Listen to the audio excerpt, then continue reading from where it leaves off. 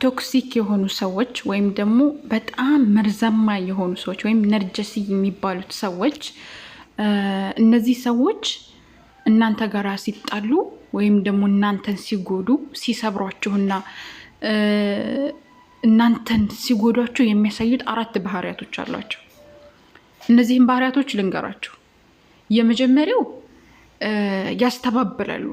ማለትም በቃ የሆነ እናንተ ላይ ጥፋት አጥፍተው ወይም ደግሞ እናንተ ላይ በጣም ጎድተዋችሁ ሰብራችሁ ሲያበቁ ያስተባብላሉ። እኔ ምን አድርጌ ምንም አልሰራሁም ምናምን ብለው አይናችሁ እያየ ይክዳሉ። እንደዚህ አድርጋን ስትሉ በፍጹም አላደረኩም ይሏቸዋል።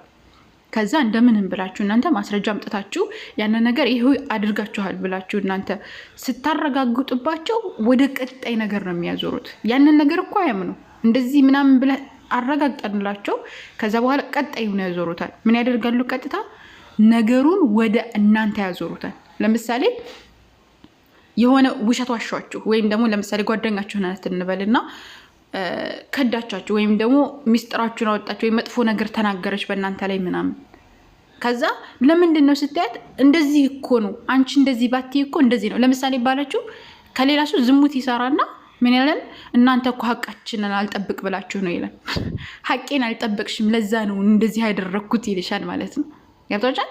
በቃ እነሱ ያጠፉትን ጥፋተኛ ነኝ ይቅርታ ከማለት አላሁ አክበር ያንን ጥፋት ወደ እናንተ አዙረው እናንተ ላይ ይጭኑባችኋል ማለት ነው። እናንተን ጥፋተኛ ያደርጉታል። እናንተን በቃ እናንተ ናችሁ እንደዚህ ባታደርጉ ኖሮ እንደዚህ አላደርግም ነበር እንደዚህ በቃ እንደዚህ ያደርጓቸዋል። አእምሯቸውን ይበውዙታል ማለት ነው። ከዛ ይሄንን ደግሞ እንደምንም ብላችሁ ማስረጃ ቀርባችሁ ትክክል አለመሆናቸውን ስታስረዷቸው ደግሞ ወደ ሶስተኛው ያዞሩታል። ሶስተኛ የሚያደርጉት ነገር ምንድነው? በቃ ምስኪን ይሆናሉ።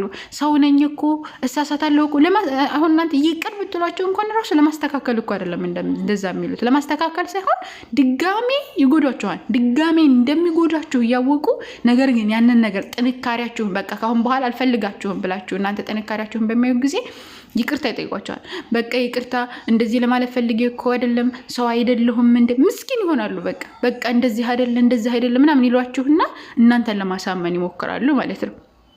ከዛ ይህንንም ካወቃችሁባት በተደጋጋሚ ይቅርታ ጠይቋችሁ በተደጋጋሚ ጥፋተኛ እንደሆኑ አረጋግጣችሁ ስታበቁ ያንን ነገር አልፈልግም ብላችሁ ከዛ ቶክሲክ ከሆነ ወይም መርዛማ ከሆነ ነገር ስትወጡ እነሱ 4ኛውን ነገር ይጠቀማሉ። ምን ያደርጋሉ? ማስፈራራት ይጀምራሉ። ያስፈራራችኋል። እንደዚህ ካላደረግሽ እንደዚህ አደርግሻለሁ፣ እገልሻለሁ፣ እንደዚህ አመጣልብሻለሁ፣ እንደዚህ አመጣብሃለሁ፣ እንደዚህ ካላደረክ እንደዚህ አደረግ ቆይ አሳይሃለሁ ምናምን ማለት ይጀምራሉ ማለት ይደነፋሉ ምናምን እና እነዚህ ሰዎች በጣም አስከፊ የሆኑ ቶክሲክ የሆኑ በጣም መጥፎ የሆኑ ሰዎች ናቸው። ከራሳቸው በላይ የሆነ እነሱ በቃ ከራሳቸው ውጭ ማንም አይታያቸው። ራሳቸው እነሱ የፈለጉትን ነገር ያደርጋሉ። እናንተን ይሰብሯችኋል። እናንተን ስብርብር አድርገው ከመቃብር በታች ያደርጓችኋል። እናንተ ብትሞቱ እነሱ ግድ አይሰጣቸውም ማለት ነው። እና እንደዚህ አይነት ቶክሲክ ከሆኑ ሰዎች ኢላጃቸውን ፈልጋችሁ ሕክምና ብትወስዱ አሪፍ ነው እናንተ ራሱ ማለት ነው።